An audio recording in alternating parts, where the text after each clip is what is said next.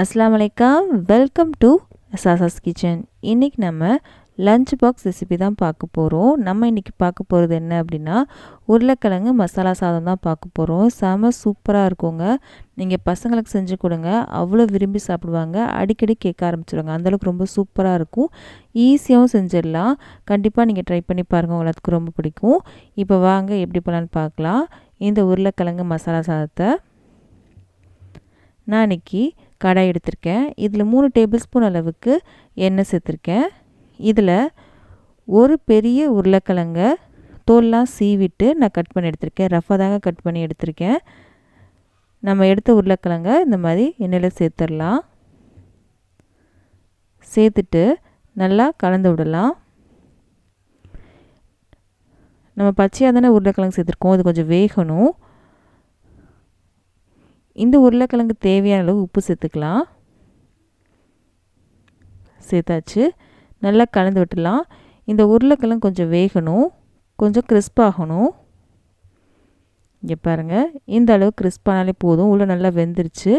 லைட்டாக கிறிஸ்பாயிட்டே வருது, நல்லா முறுமுறுன்னு வந்துட்டுருக்கு இல்லையா. இப்போ நம்ம எடுத்துடலாம். ஒரு பிளேட்டில் மாற்றி வச்சுக்கலாம். நம்ம இது ரொம்ப டேஸ்ட்டாக இருக்குங்க, ஈஸியாக செஞ்சிடலாம்.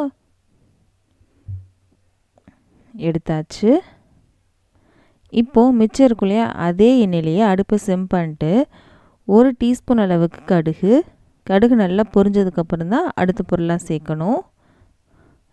நல்லா பொரியட்டும். இங்கே பாருங்கள், நல்லா பொரிஞ்சிட்ருக்கு. இப்போது இதில் 1 டேபிள் ஸ்பூன் அளவுக்கு உளுந்தம்பருப்பு, 1/2 டேபிள் ஸ்பூன் அளவுக்கு சீரகம், இது எல்லாமே நல்லா பொரிஞ்சு வரணும். சீரகம் நல்லா பொரியணும், உளுந்தம்பருப்பு நல்லா செவந்து வரணும்.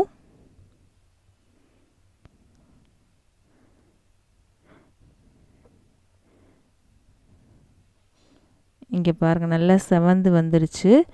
இப்போது இதில் ஒரு பெரிய வெங்காயத்தை நீல வாக்கில் கட் பண்ணி வச்சுருக்கேன், அதை நம்ம சேர்த்துடலாம். வெங்காயம் சேர்க்கறதுக்கு முன்னாடியே நம்ம கருவேப்பிலை சேர்க்கணும். அதை நான் சேர்க்க மறந்துட்டேன். இதுக்கு அடுத்து தான் நான் சேர்க்க போகிறேன். இப்போது கருவேப்பிலை சேர்க்குறேன். நம்ம உருளைக்கிழங்குலையும் பார்த்திங்கன்னா உப்பு சேர்த்தோம். சாதத்துலேயும் உப்பு சேர்த்து தான் நான் வடித்து வச்சுருக்கேன். அதனால் இந்த மசாலாவுக்கு தேவையான மட்டும்தான் உப்பு சேர்க்கணும். அடுத்து 1 டேபிள் ஸ்பூன் அளவுக்கு இஞ்சி பூண்டு பேஸ்ட் சேர்த்துக்கலாம்.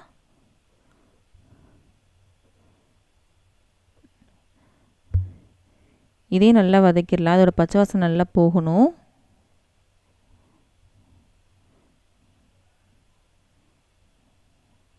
கொஞ்சம் வதங்கினதுக்கப்புறம் நம்ம உப்பு சேர்க்கலாம்.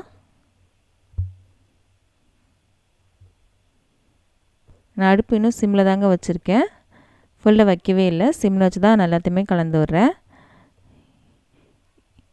இப்போது நம்ம கொஞ்சமாக உப்பு சேர்த்துக்கலாம். சேர்த்து நல்லா கலந்து விட்டுக்கோங்க. இதுக்கு அடுத்து நம்ம வறுத்து வச்சுருந்தோலே உருளைக்கிழங்கு, அதை நம்ம சேர்க்கணும்.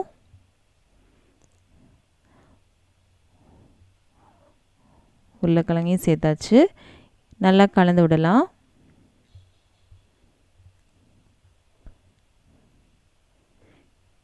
இந்த உருளைக்கிழங்கு சாதம் செய்யும்போது சாதம் கொஞ்சம் சூடாக இருந்தால் நல்லா இருக்காதுங்க.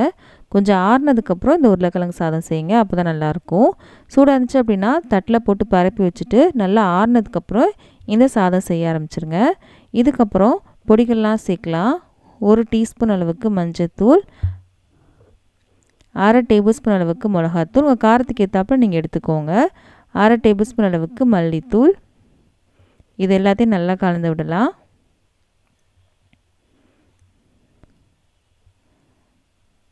நம்ம சேர்த்த எண்ணெய் மட்டும் தான், அதுக்கப்புறம் நம்ம எண்ணெய் சேர்க்கவே இல்லை. 3 டேபிள் ஸ்பூன் அளவுக்கு தான் எண்ணெய் சேர்த்துருக்கோம்.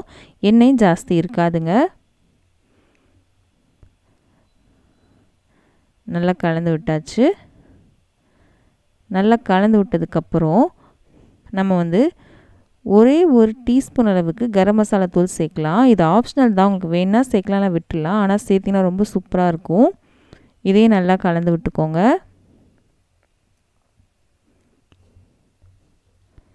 நல்லா கலந்து விட்டாச்சு. 1 நிமிஷத்துக்கு அப்புறம் நம்ம சாதம் சேர்க்கலாம். 1 நிமிஷம் ஆயிடுச்சு. இப்போ நம்ம சாதம் சேர்க்க போகிறோம். நான் இன்றைக்கி 1.5 கப் அளவுக்கு சாதம் எடுத்திருக்கேன். நல்லா ஆறின சாதம் தான் எடுத்திருக்கேன். பார்க்கும்போது உங்களுக்கே தெரியும். அப்போ தான் நல்லா உதிரியாக நமக்கு வரும். சூடான சாதம் சேர்த்திங்க அப்படின்னா அப்படி குழஞ்சி போன மாதிரி ஆயிரும். நல்லா கலந்து விட்டுடலாம்.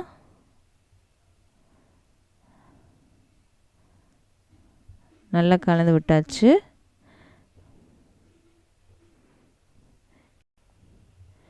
அடுப்புலேருந்து இறக்கிறதுக்கு முன்னாடி கொத்தமல்லி சின்ன சின்னதாக கட் பண்ணி வச்சுருக்கேன். அதை நம்ம சேர்த்துடலாம். சேர்த்துட்டு நல்லா கலந்து விட்டுட்டோம் அப்படின்னா நமக்கு உருளைக்கிழங்கு மசாலா சாதம் ரெடி ஆயிடுச்சு. இதுக்கு தொட்டுக்க பார்த்தீங்க அப்படின்னா அப்பளம் சூப்பராக இருக்கும். நீங்கள் ட்ரை பண்ணி பாருங்கள். இதிலே நமக்கு உருளைக்கிழங்கு இருக்குது அப்படின்றதுனால சைடிஷ் எதுவும் தேவைப்படாது. வேணுன்னா நீங்கள் அப்பளம் வச்சு சாப்பிட்லாம். ரொம்ப சூப்பராக இருக்கும்.